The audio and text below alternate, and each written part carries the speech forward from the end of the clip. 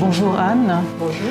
Voilà, je rappelle que tu es une artiste du 14e, une artiste plasticienne et que tu es très investie dans le 14e puisque tu as participé à 5 Nuits Blanches et que tu mènes également un projet qui s'appelle Les Résistantes et qui vise à magnifier les herbes folles du 14e. J'aime beaucoup travailler dans l'espace public.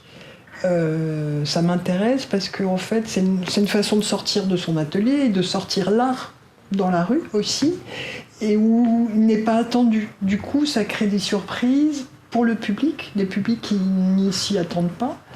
Et par exemple, dans le cadre des Nuits Blanches, je trouve que ça rend un peu de magie dans la nuit avec les jeux de lumière et d'ombre, et ça crée de la convivialité. Ça permet aux gens d'être dans leur lieu ordinaire de quotidienneté, d'avoir tout d'un coup un outil qui va leur servir à parler aux voisins, en disant « Ah, c'est drôle, ça me plaît, ou ça me plaît pas, ou c'est poétique ». J'ai découvert dans le 14e le travail dans la rue et ça me plaît.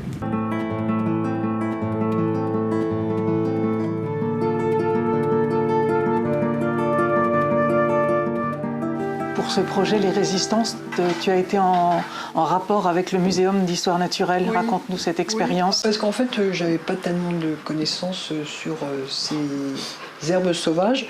Du coup, il y a eu tout un référencement qui a été fait par le musée à travers un ouvrage qui s'appelle Sauvages de ma rue, qui m'a servi de bible, où vraiment on repère toutes ces plantes et surtout leurs vertus comestibles, médicinales et autres.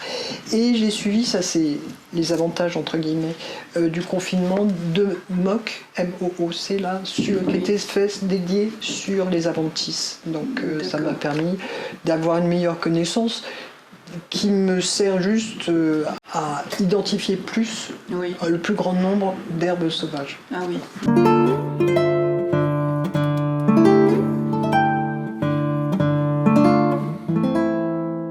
Est-ce que les mauvaises herbes, c'est qu'on ne veut pas les voir ou c'est que simplement on ne prête pas assez attention? Je pense qu'on ne prête pas attention de façon générale à ce qui se passe dans la rue. À ce qui se passe dans la rue parce que ça devient juste un espace pour aller d'un point A à un point B. L'art urbain est aussi un moyen de donner de la convivialité, d'avoir envie en regardant mieux ce qui se passe autour de soi, peut-être de parler à son voisin. Mais ça n'a pas cette vertu-là, mais ça a un effet pour ça. Et je crois qu'on veut aussi pas voir ce qui se passe autour de nous, et surtout, on ne veut pas voir tout ce qui nous dérange. Donc l'œil est un excellent censeur de tout ce qu'on ne veut pas voir.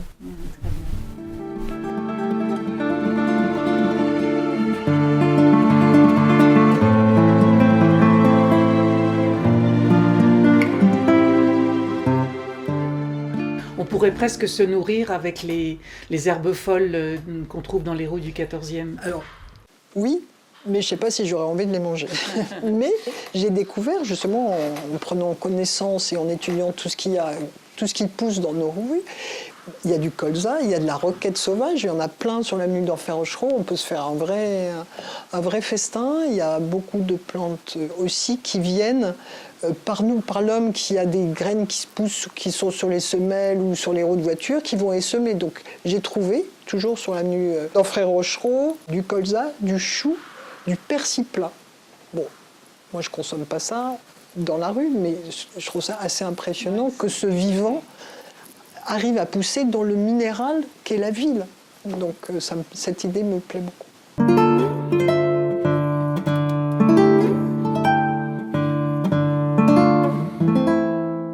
L'invisibilité, en quoi ça te parle individuellement en dehors de ton projet? Donner à voir l'invisible, c'est très difficile, mais vraiment capter des moments un peu de grâce. C'est pour ça que j'utilise beaucoup le papier découpé en faisant des reflets d'ombre et de lumière pour pouvoir justement essayer de capter quelque chose d'indicible quelque chose qui nous ravit, de la poésie en fait, en tous les cas ma poésie. Ouais, l'idée à la fois de l'invisible et de l'éphémère, les deux me touchent beaucoup, parce que derrière tout ça, c'est approcher le vivant. C'est ce que nous sommes, ce que sont le végétal. Moi, j'utilise le végétal juste comme un alibi pour m'approcher du vivant. Et j'aime bien travailler avec des métaux, avec des matériaux, des médiums, qui sont à la fois support et en même temps très fragiles. Le papier, il peut durer 1000 ans. On retrouve les papyrus égyptiens qui ont plus de 4000 ans et autres. Et en même temps, c'est d'une fragilité très forte. Le plâtre, j'adore travailler le plâtre. Parce que c'est brut et on peut le poncer, l'adoucir, ça devient une matière vivante et autres. Mais je prends le plâtre, je le fais tomber, il ne reste plus rien.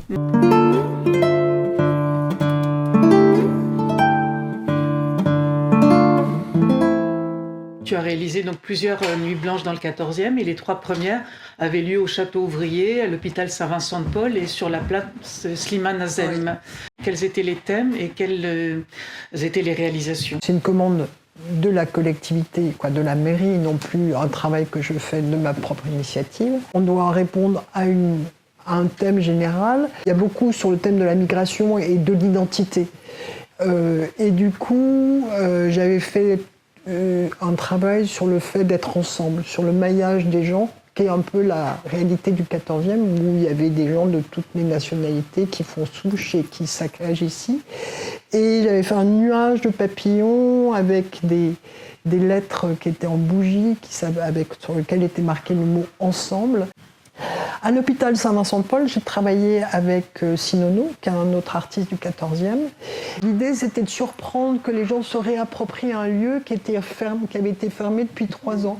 Et du coup, avec Sinono, on avait joué à fond l'idée de maternité, de la cellule, en fait, en mettant au sol des cellules lumineuses qui vivaient grâce à la lumière bleue. Voilà. Et on les avait organisées comme la danse de Matisse, parce que ça faisait vraiment quelque chose de très premier, comme la naissance d'une vie. Sur l'autre place, Slimane Azem, là le thème était lié au climat. Du coup, on avait fait, avec Rémi de la Place, un garçon avec qui je travaille et avec qui on a monté le collectif Les 2D, on a beaucoup travaillé ensemble et spécifiquement là-dessus, on avait fait des nuages en grillage à poules. Donc ça créait un petit peu un paradoxe parce que c'était des nuages troués. Et il y avait toute une déambulation et les gens passaient sous cette déambulation et avec pareil des jeux de lumière pour donner à la fois de la poésie et une réflexion sur quel est notre... S'il n'y a plus d'eau, qu'est-ce qui se passe? Ou si on a trop, qu'est-ce qui se passe?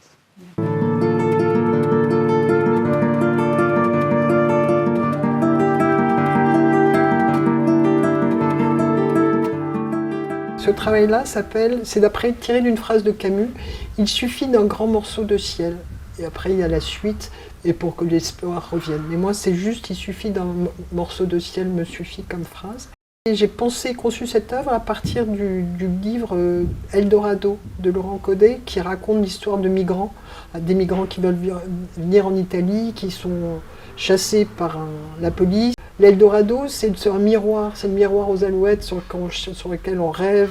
On ne sait pas si on est dans de l'eau ou si c'est une projection d'un monde meilleur qu'on imagine avoir. C'est tout ce que j'aime, c'est la fragilité, la beauté du végétal, la monnaie du papre.